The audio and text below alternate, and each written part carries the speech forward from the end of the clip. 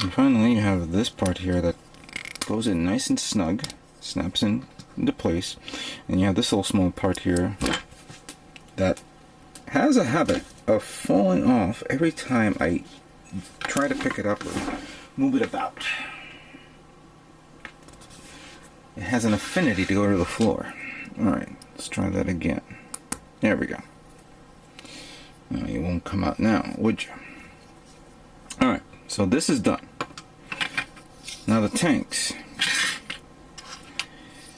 I'm going to take this part here. Really doesn't matter which position it is, but put it right here. And then slide this over it until it lines up with over here. You see?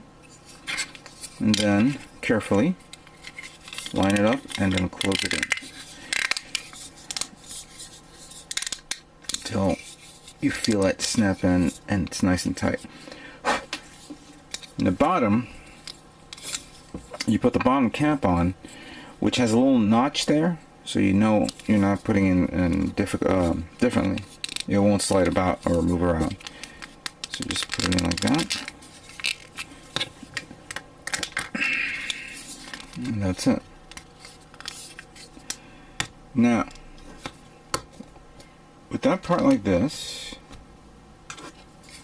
I'm going to take this and put this like, actually no, we gotta do this way, sorry. Like that, until it snaps in. And that's it. The tanks are done. Let's move on to the final assembly. With that all been said and done, let's now put this kit together and see what we have. I think the first thing I want to do is begin with the legs, or thrusters, or tanks. Tanks, excuse me. It's fairly simple. That one goes there. And this one goes here.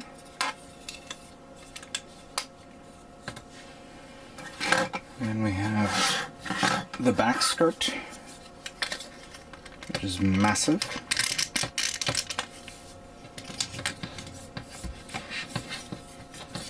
Then for the hands, there was a separate part that you had to put in through this port here and then through the arm.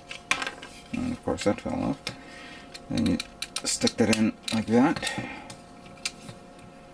Pull that down.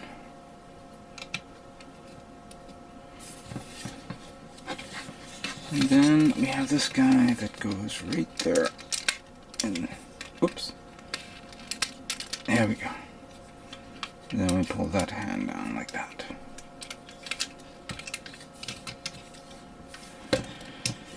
Alright.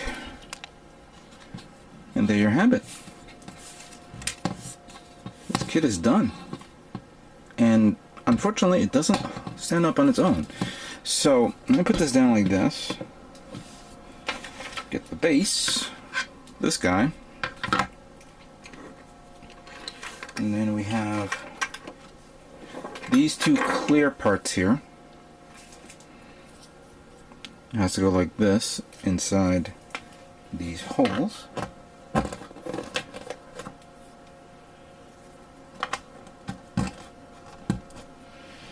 And then we'll just stick one in there and one in there. It doesn't go all the way in, so don't force it. Now it's done. So as you can see here, this kit is done. Very well detailed, as you can see. Get into some better lighting.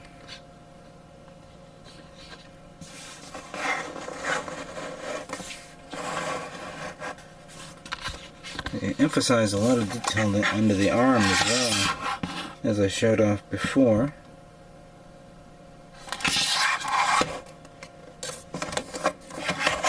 And then of course I have these back thrusters here. Cool thing of course is that the waist can, the waist can actually turn almost 360 degrees. Wow. Then you we have the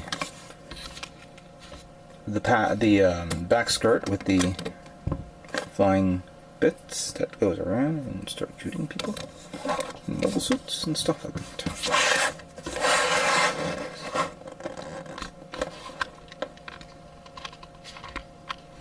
I have to admit, the detail on the head is cool.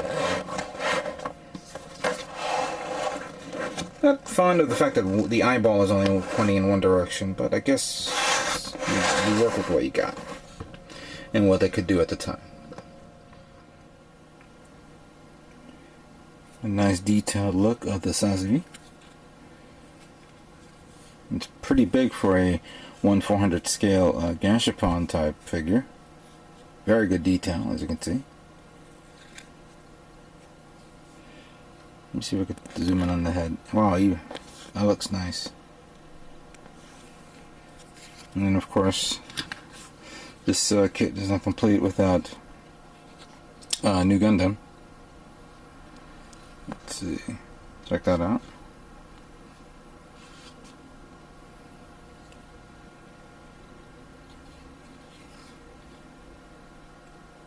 Doesn't come with the funnels, but I guess, and I'm looking at the kit and making sure that maybe the funnels were there, but I guess they couldn't put it in time or something like that. But in all aspects, very good size on these kits. There is some gimmicks here. Maybe you want to try this out. You can actually create some sort of little scene right here. They give you this little special type of effect scene, which you put in here. You can only go into one position, like that. And then taking this guy off, put him like that. Like he's ready to shoot at Quest, saying, "Quest, get out of that suit, you dumb brat." And then Char is over here, saying, "Screw you, she's my pawn." And there you go. The feature that this kit can do is that it can go into like some kind of like power down maintenance mode type of thing, where it just stays like this, and you can bring the head down. It's kind of cool. I like how it is. You really got to lift some things here so you can get this effect. It was never shown in the series. It's just one of those added features. So you got to bring this part all the way up front like that. Supposedly bring this one like this. So I'm following what the manual says. And you know what? I kind of like it how it is like that, because for those of you who don't have space around the house and need to put things away, this is great for storage. So, thumbs up right there. There's one thing, of course, I'm a bit odd. You can actually bring the arms like this down, like to expose some sort of maintenance section of the kit.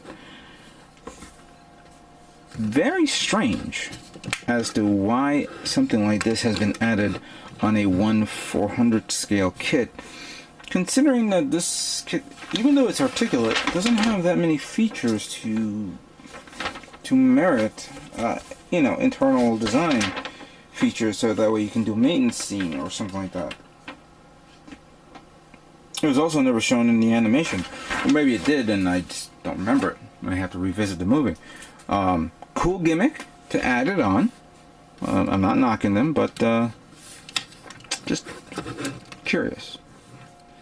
And of course, this kit is not complete without the actual beam finger hands coming out of the shoulders with the wires, and going about killing everybody.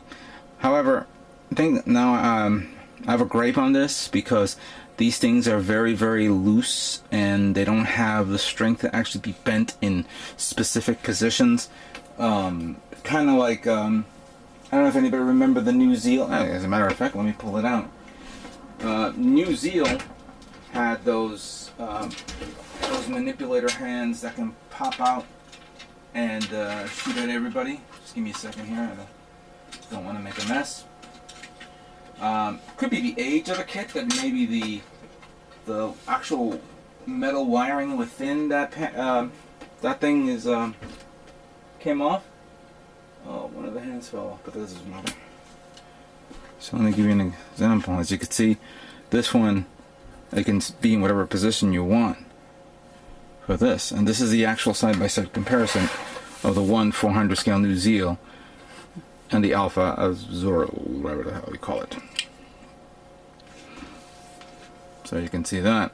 So this one lost its strength to actually be positioned whatever you want. But I guess maybe they didn't want to do it. Maybe it was something that they couldn't do it, or they said, it's okay looking like this. And to give you another side-by-side comparison on how big this kit is, since you've all seen the Nu Zeal side-by-side with this, here's what it looks like next to the Age 1 high-grade kit. It's a big kit. Very big. So, there you have it. Alpha Azieru 1. I keep saying it wrong, but I know I'm going to be yelled at later on. But anyway, this kit is completed. I hope you guys enjoyed this build. I know that I've seen it on eBay and I've seen it in other modeling sites. You may find it at a good price.